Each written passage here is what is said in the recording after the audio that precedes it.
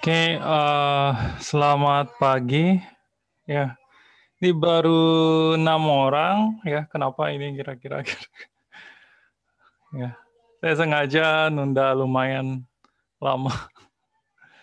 Ini ya. Atau masih sepi. Ya. Oke, sambil share. Ya.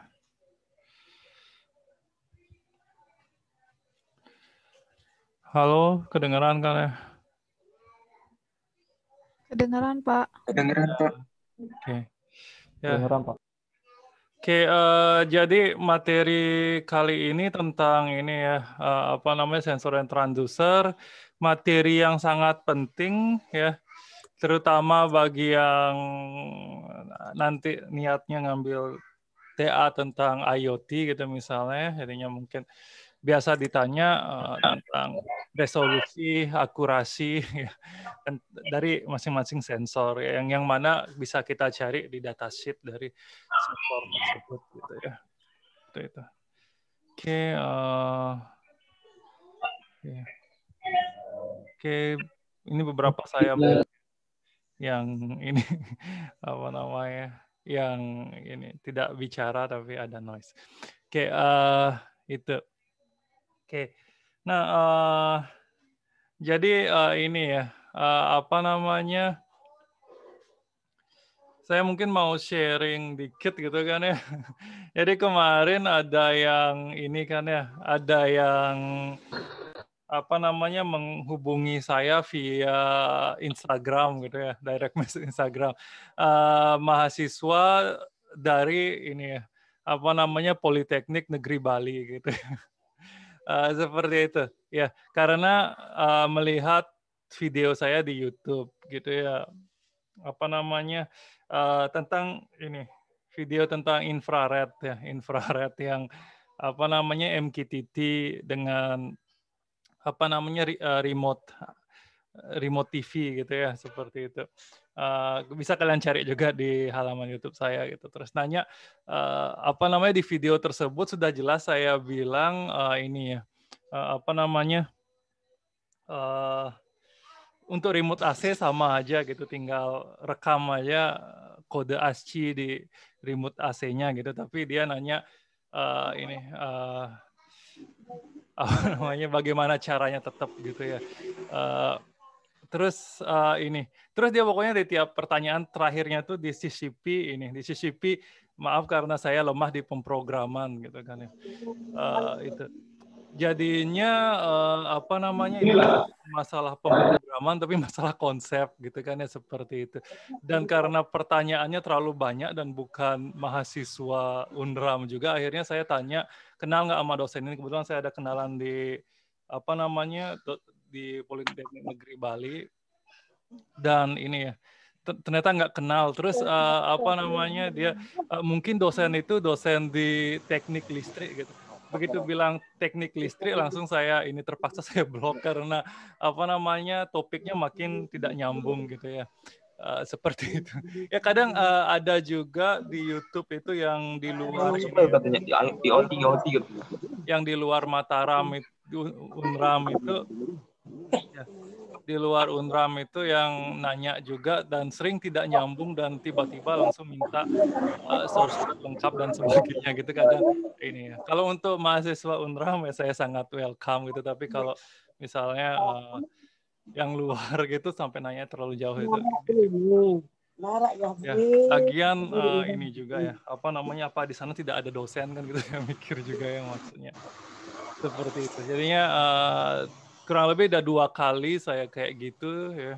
Sebelumnya juga pernah saya dihubungi lewat ini ya, dari luar negeri malah gitu ya, minta source code daripada publikasi salah satu jurnalnya saya gitu ya.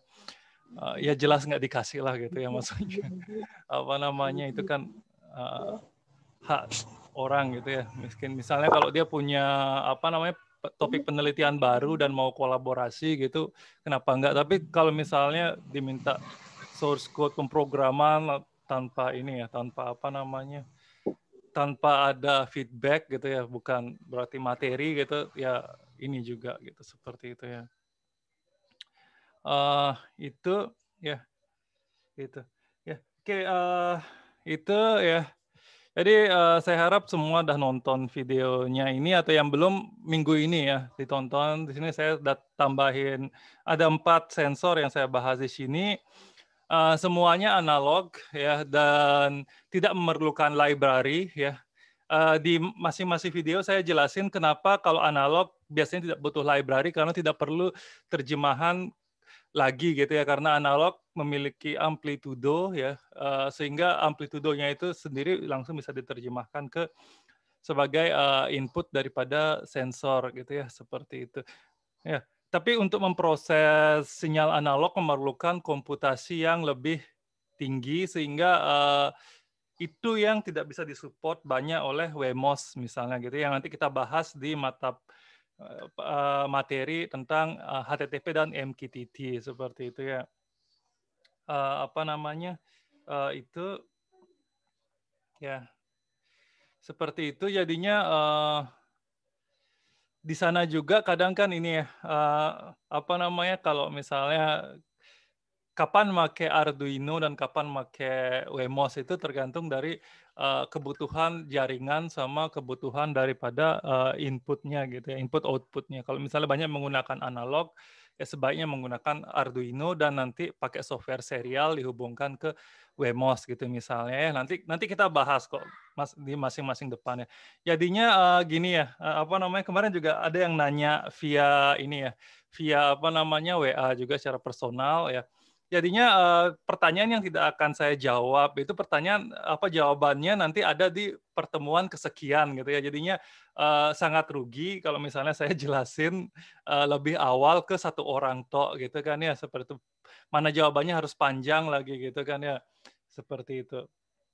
Ya, jadinya sabar ya, sabar nanti kalau misalnya untuk pertanyaan yang akan dijawab di materi selanjutnya gitu. Ya bisa aja lihat RPS gitu ya. Misalnya komunikasi data itu fungsinya apa gitu, apa itu ya nanti dibahas kok pada waktunya gitu ya di sana gitu. Nah, oke itu kalau kalian tonton video ini ya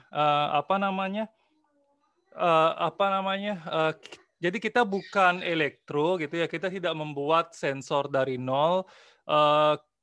Kita juga bukan teknik industri yang mungkin merancang kemasan ya, dan sebagainya gitu ya. Jadinya kita fokusnya memang di pemrograman, terus komunikasi data sama desain interface dan solusi dari sistem tersebut ya. Terus untuk alat ya kita tinggal menghubungkan sesuai aturan di datasheet-nya gitu ya atau kita nyontek hubungannya di internet gitu ya dan tidak susah gitu ya. Ya susah kalau cuma untuk menyambungi kabel yang penting kita tahu mana yang positif negatif dan mana yang input sensornya. Input sensornya 1 atau 2 atau 3 gitu ya. Misalnya yang 2 ultrasonik gitu misalnya karena dia ada echo yang menembakkan ultrasoniknya terus trigger yang menembakkan ultrasoniknya sama echo yang memantulkan ultrasoniknya gitu. Intinya kecepatan ya ultrasonik ditembakkan dan balik dibaca lagi balik. Nah, di sana dihitung jaraknya gitu kan misalnya seperti itu ya. Di sini saya ada nambahin yang di luar RPS yaitu color sensor ya. Ini menarik gitu ya. Menarik kalau di sini hubungannya banyak. Kenapa? Di sana saya jelasin juga karena harus mensuplai power ke masing-masing LED-nya gitu ya. Intinya cara kerja sensor masing-masing sudah saya jelaskan juga di sini ya. Jadinya itu ya. Jadinya di video tutorial juga penjelasan slide juga saya udah jelaskan. Jadi sensor itu bekerja dengan rata-rata dengan menerjemahkan ya konduktivitas ya arus ya terhadap sesuatu yang diukur gitu ya, sesuatu yang diukur ya. Jadi kalau misalnya ada sensor alkohol dan metanol gitu ya, seperti itu. Jadinya dia akan membuat dalam sensor itu akan berisi suatu konduktor jenis besi ya yang konduktivitas listriknya akan berpengaruh ketika terkena alkohol atau metanol gitu ya. Jadinya kalau misalnya terjadi resistansi gitu ya, arus tidak mengalir maksimal, berarti di sana ada kandungan alkohol. Ketika alkohol 100% mungkin arus sama sekali tidak mengalir seperti itu ya. Itu rata-rata daripada cara kerja sensor ya. Dan itu tidak mesti kalian dalami ya, karena kalian bukan teknik elektro. Kalau dalam teknik elektro ada mata kuliahnya bahan listrik gitu ya, bahan listrik, dan kalau kalian tidak mengambil itu kalian susah menjelaskan itu gitu ya.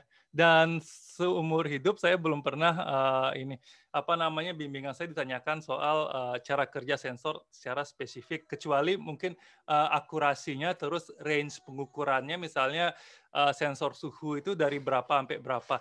Misalnya color sensor, tentunya kalau RGB dari 0 sampai 255 gitu ya. Perpaduan daripada red, green, blue sama gray levelnya gitu misalnya. Pengetahuan seperti itu yang harus kalian tahu, bukan komponen elektronikanya seperti itu ya. Karena kalian tidak dapatkan mata kuliah itu gitu kan ya. Ya kadang kan ini ada jokes di internet gitu kan ya. Jadinya kalau anak IT itu harus bisa benerin segalanya dari printer sampai staffel macam-macam. Ya kadang anggapnya gitu ya. Itu berlaku bagi semua anak teknik kadang-kadang gitu ya. Dikira semua permasalahan teknologi bisa diatasi gitu ya. Seperti itu ya.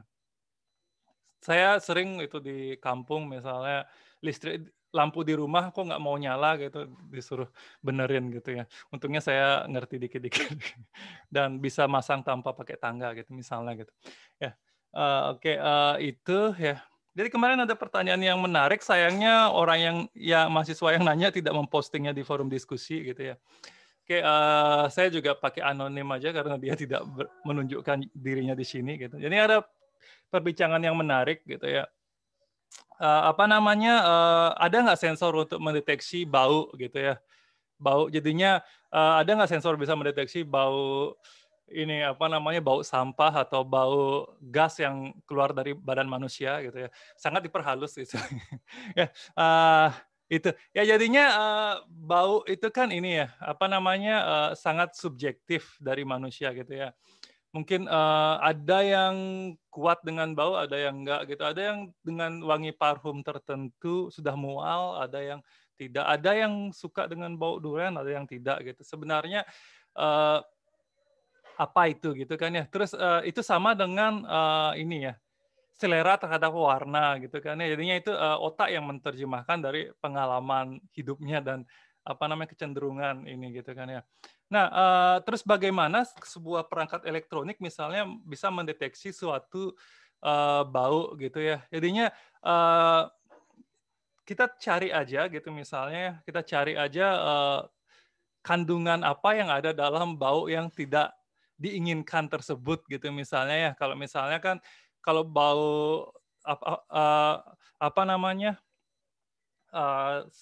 sampah busuk itu kan biasanya metanol ya, metanol dan alkohol antara itu kan. Jadi semua buah yang busuk itu kan bisa jadi minuman keras gitu kan ya sebenarnya gitu ya. Hampir semua ya gitu. Jadinya itu bisa digunakan misalnya sensor itu untuk mendeteksi bau ini. Terus bau gas dalam kentut misalnya itu tinggal dicari gitu ya, dicari apa kandungannya. Saya juga belum sempat googling, ini bisa kalian gini ya. Jadi itu juga misalnya bisa digunakan untuk misalnya klasifikasi parfum gitu misalnya ya. Jadinya kan kalau parfum yang mahal gitu misalnya kan ya EUD parfum gitu kan ya. Kandungan alkoholnya lebih sedikit tapi wangiannya lebih banyak. Jadi wangian itu biasanya gasnya apa gitu kan bisa dicari lagi sensor yang lain gitu. Kalau alkohol sama metanol kan jelas gitu misalnya ya. Jadi kalau misalnya sensor jenis gas itu kodenya MQ gitu ya, jadinya ini ya. Sensor MQ ya series. Jadinya ini ya dari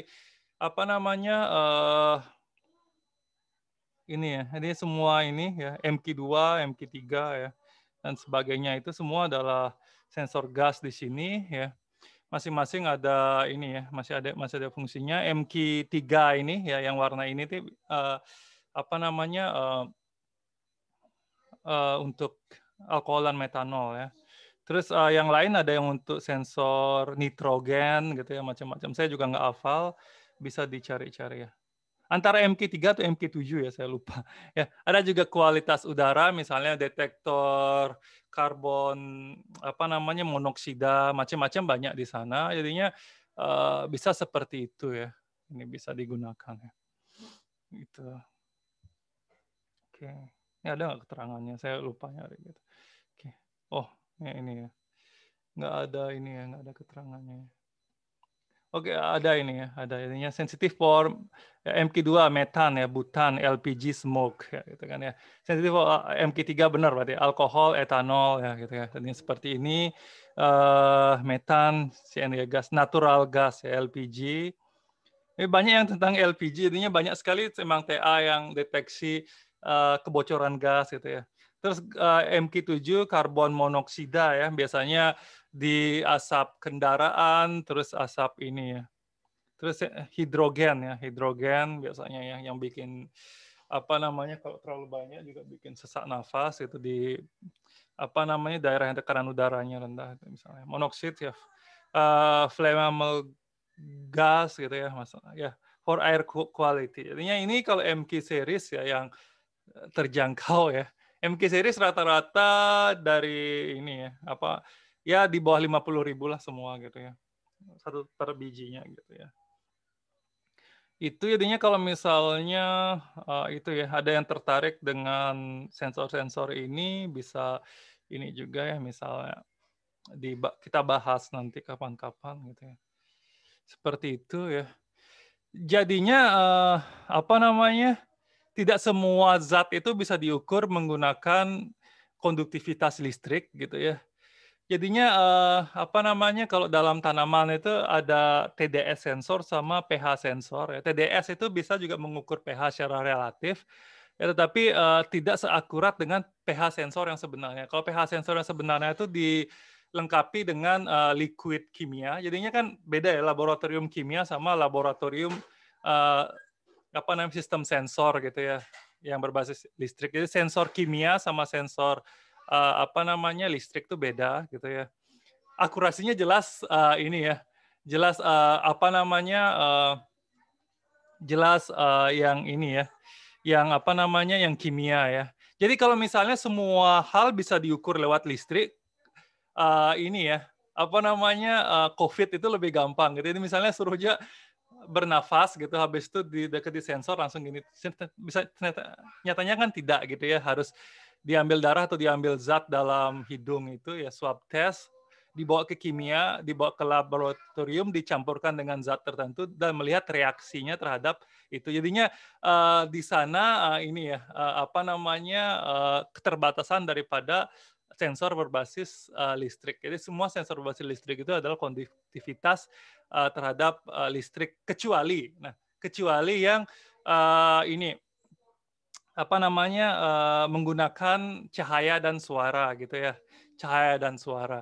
Nah kalau misalnya apa namanya kenapa saya bahas color sensor di sini dan BH 1750 sensor cahaya di sini itu tidak menggunakan konduktivitas cahaya ya. Kalau misalnya LDR sensor gitu yang itu tuh dia masih menggunakan konduktivitas apa namanya ini. Tapi kalau misalnya sensor cahaya ini berbasis LED dan jauh lebih akurat untuk sensornya di sana, itu menggunakan pantulan cahaya. Jadinya dia mengeluarkan cahaya tersendiri dan mendeteksi berapa pantulannya ke sensor yang gini baliknya gitu. Sehingga di sini kan kalau di color sensor kalau kalian tonton ini ya apa namanya berapa yang dia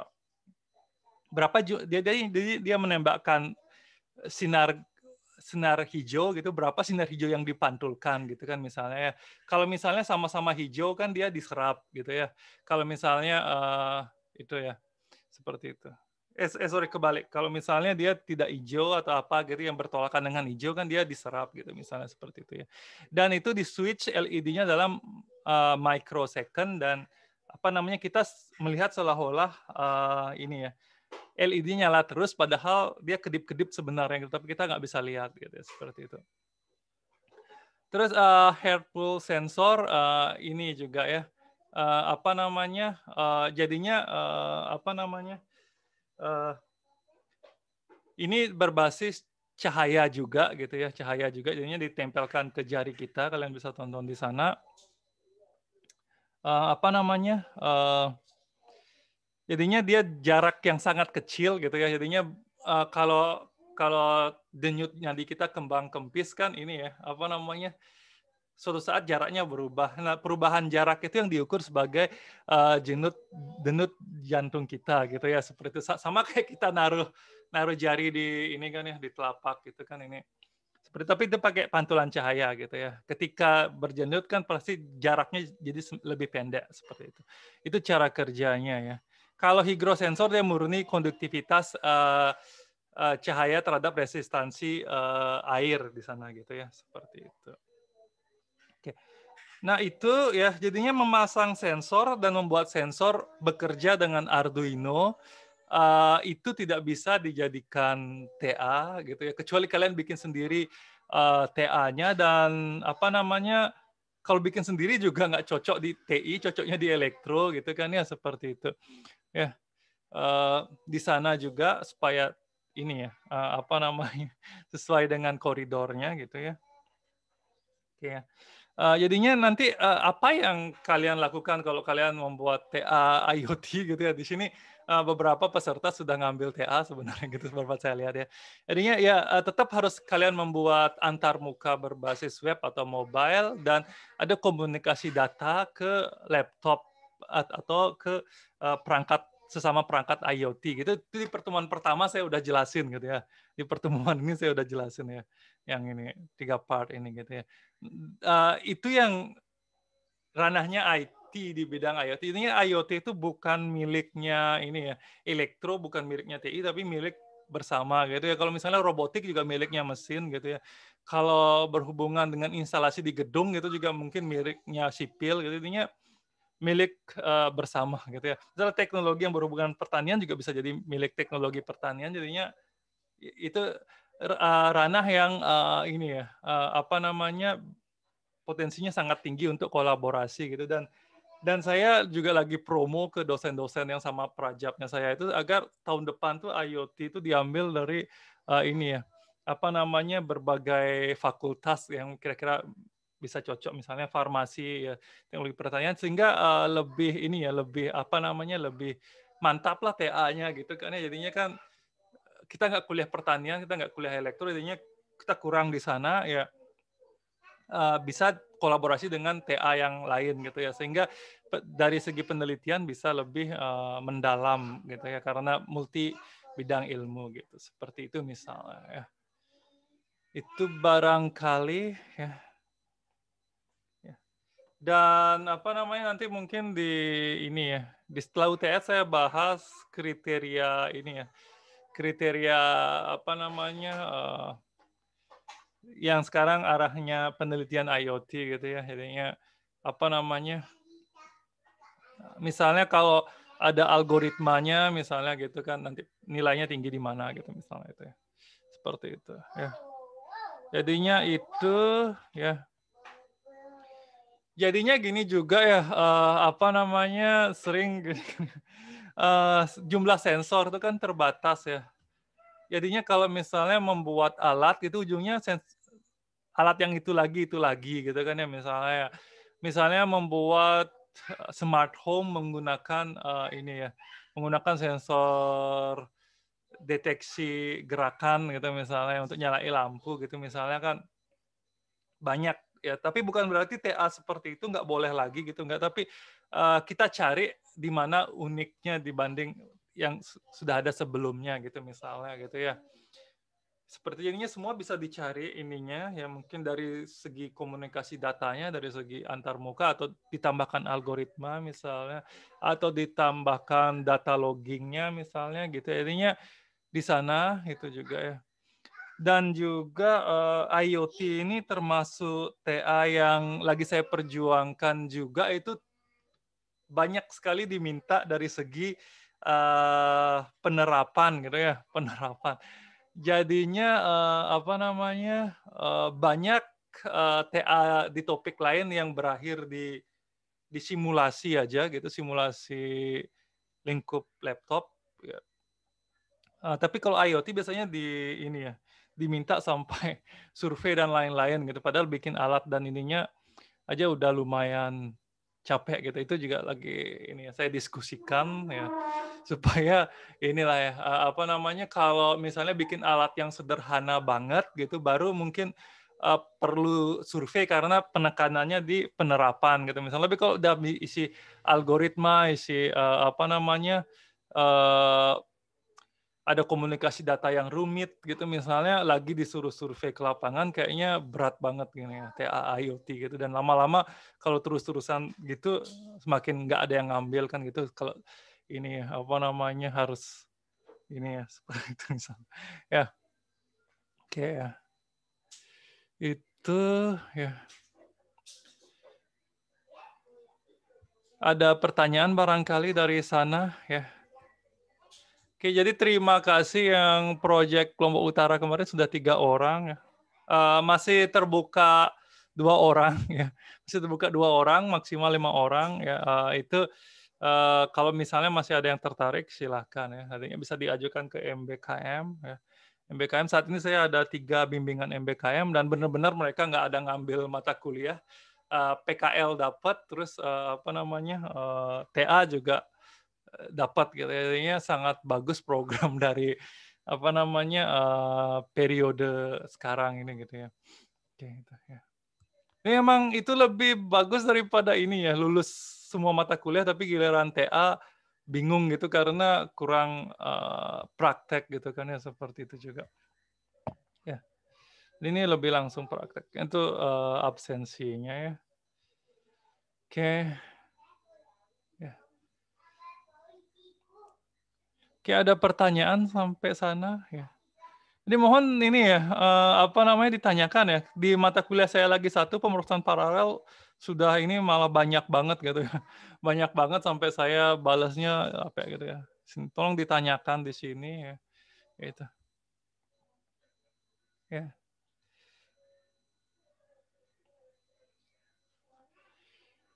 Jadinya Internet of Things itu kan memang ini ya, apa namanya, kolaborasi antara IT, komunikasi data dan perangkat elektronik kan gitu ya di sana. Itu, ya. Kalau anak elektro ya mungkin di pemrogramannya lemah gitu ya. Tapi kemarin yang nanyain via Instagram tuh dia anak informatikanya dan bilang lemah di pemrograman, itu agak aneh juga gitu ya. Sedangkan ini apa namanya, jadi kuatnya di mana gitu kan juga itu sedikit gini ya. Apa namanya, kalau misalnya bimbingan gitu ya saya nggak akan apa strict kayak gitu, tapi kalau misalnya apa namanya, orang luar nanyanya banyak banget gitu, melebihin apa mahasiswa UNRAM, TI, PSTI UNRAM gitu. Jadinya awalnya saya jawab-jawab ya, terus tapi lama-lama ini ya, apa namanya, nyebelin juga gitu ya. Seperti itu. Lama-lama ujungnya minta source code yang lengkap gitu ya, sampai apa namanya, sudah saya tunjukkan juga kan misalnya MQTT gimana gitu di YouTube gitu kan, macam-macam ya. Tapi minta yang sudah nyambung gitu kan nggak bisa juga seperti itu. Kalau kayak gitu, untuk apa ada dosen di sana kan gitu ya, di kampus lainnya gitu ya. Apa mereka nggak ngajarin sama sekali, dan itu juga bingung. Seperti itu ya. Oke, itu ya tuh sedikit ini ya, sedikit sharing ya, pengalaman saya kemarin agak kesel juga gitu. Dan akhirnya saya blok orangnya gitu ya. Blok orangnya gitu. Ya sedikit ini. Ya kalau anak TI UNRAM sih nggak apa gitu, nanya sebanyak-banyaknya ya. Tapi kalau misalnya topik yang akan dijelaskan di pertemuan selanjutnya ya, saya nggak jawab di sana karena apa namanya, akan dijelasin gitu. Kalau saya jelasin untuk satu orang duluan gitu ya kurang pas juga gitu ya, seperti itu. Ya, kalau misalnya apa namanya, pengen baca-baca duluan silakan bisa akses Eko Pemrosesan Paralel yang IoT yang lama gitu ya di sini. Password-nya IoT 2020 bisa download materinya di sana ya, itu duluan ya. Atau bisa lihat di video saya juga gitu ya sana. Seperti itu ya. Ya, terus kalau misalnya komunikasi data nanya HTTP itu apa gitu, kayaknya di mata kuliah lain harusnya sudah dapat kan gitu ya. Jadinya harusnya saya nggak jelasin juga gitu ya. Seperti itu ya. Oke. Ya jadinya ini ya, apa namanya, setiap hari Kamis saya di kampus ya, siangnya dari jam 2 ya. Selain apa namanya, untuk bimbingan TA juga gitu, untuk juga ini ya, apa namanya, yang mau praktek dari masing-masing topik gitu ya. Minggu lalu ya datang 2 orang aja ya, 2 orang aja untuk dari mata kuliah IoT ini ya. Sekalian sama bimbingan saya yang lain ya, itu. Bimbingan TA ya, itu juga ini ya. Jadinya minggu ini juga saya tetap ada, jadinya nanti kalau yang pengen nyoba langsung ke 4 sensor ini silakan datang ke prodi ya, jam 2 ya, gitu. Oke, itu jadinya apa namanya, saya sudah menyediakan ini ya, menyediakan ruang untuk nyoba langsung ya, jadinya apa namanya, kalau nggak digunakan ya ini berarti bukan salah saya gitu. Seperti itu. Oke. Oke, ada pertanyaan?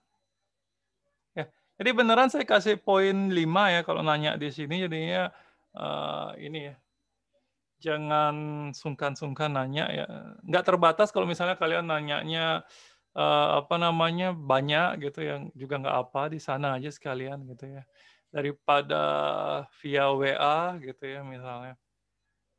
Kalau misalnya pertanyaannya tidak pribadi gitu ya, seperti itu. Oke. Ya. Jadinya TA IoT atau topik penelitian IoT itu luas gitu ya, luas juga. Jadi nggak mesti pakai algoritma, terus apa namanya, nggak mesti juga nggak pakai algoritma. Satu topik, satu sensor, satu permasalahan itu bisa kita pecah menjadi banyak ini ya, banyak judul gitu ya. Seperti misalnya fokus ke komunikasi datanya, fokus ke antarmukanya, terus fokus ke penerapannya, fokus ditambahkan algoritma. Jadi banyak sekali. Jadi tidak ada satu jawaban untuk satu topik TA atau satu topik apa namanya, kasus gitu ya misalnya ya. Jadinya janganlah diperdebatkan bagian itu pakai algoritma apa enggak gitu. Bisa pakai, bisa enggak gitu ya, seperti itu. Ya. Jadinya banyak gitu, itu juga yang saya pingin push ke depan juga, jadinya apa namanya, supaya TA-nya bervariasi, ya tapi nggak mesti apa namanya, kedalaman TA-nya itu diambil dari segi banyak-banyakan sensor gitu ya, tapi ketepat gunaan gitu. Kalau emang satu sensor cukup, kenapa enggak gitu ya? Mungkin apa namanya, kalkulasinya atau algoritmanya yang diperbanyak di sana gitu misalnya ya. Seperti itu. Oke, itu ya.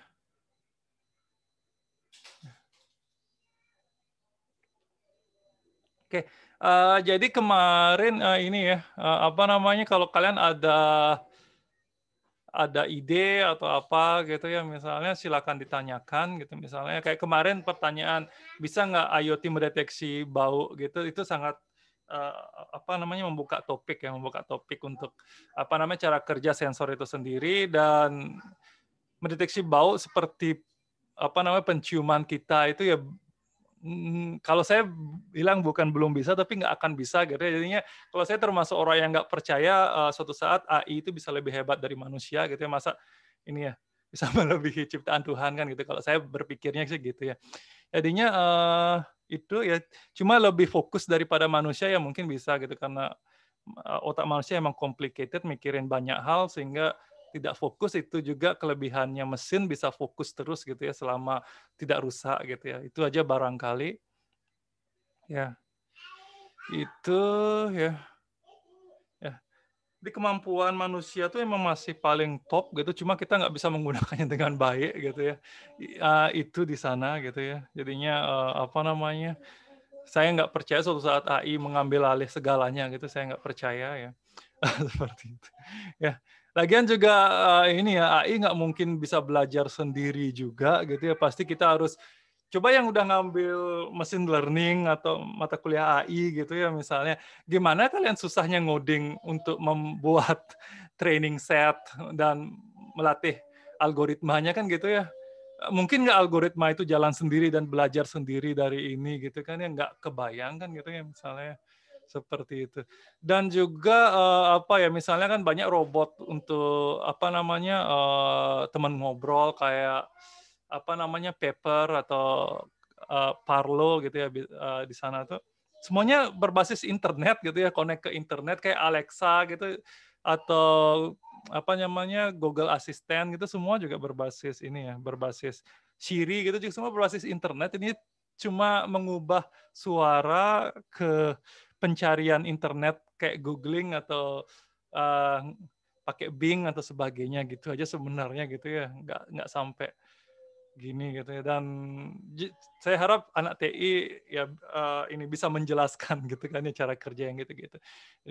Jadinya apa namanya kalau apa namanya suatu AI gitu benar-benar dimanusiakan itu saya nggak setuju karena kan modular ya mereka tuh ya modular jadinya kemampuannya itu dibatasi oleh manusia gitu kan ya seperti itu ya kalau misalnya kayak di film Conan gitu yang mana lupa gitu ya jadinya pelakunya bisa ngehack perangkat IoT sampai perangkat IoT-nya meledak sendiri semua itu juga nggak masuk akal karena misalnya kita nanti setting MQTT-nya hanya untuk berkomunikasi lewat berkomunikasi sharing topik tentang suhunya aja kayak gitu kan nggak mungkin tegangan listriknya di sana bisa masuk diatur via ini ya jalur yang di sana gitu intinya sangat tidak masuk akal juga gitu ya jadinya security-nya sesimpel itu sebenarnya gitu kan ya jadi kemampuannya itu kan terbatas gitu ya karena kita bukanya di sana aja gitu jadinya seperti itu ya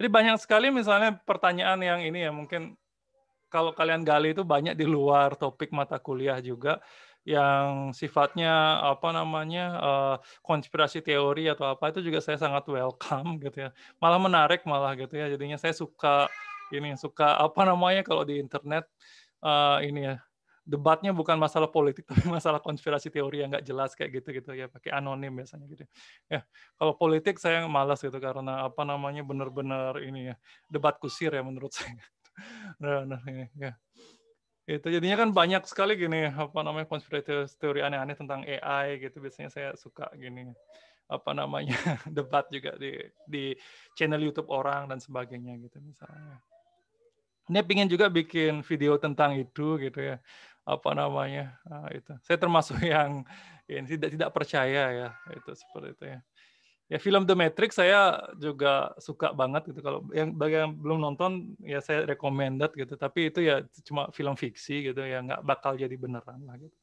ya karena manusia pasti membatasi ini ya membatasi dan juga masalah baterai juga belum beres-beres sampai sekarang gitu ya kita ngecas gitu ya belum ada HP yang ngecas sendiri apa bisa ngecas sendiri tiba-tiba gitu kan ya nggak ada apa namanya misalnya mesin penyedot debu yang bisa balik ke pengecasan itu juga nggak semulus yang kita kira gitu ya bisa rusak kapan aja gitu, seperti itu. Oke itu barangkali ya ini ya apa namanya jadi kalau ada pertanyaan yang lucu-lucu atau yang di luar mata kuliah juga saya sangat welcome dan kalau pertanyaan bagus nanti saya di sini ngasih nilai lebih lagi ini pertanyaan segila-gilanya silakan ditanyakan di sana misalnya tentang film apa science fiction gitu juga saya sangat welcome di sana gitu ya sangat welcome dan saya suka juga bahas itu sebenarnya gini ya jadi seperti itu ya. Oke, kalau tidak ada pertanyaan, saya cukupkan sekian. Terima kasih ya.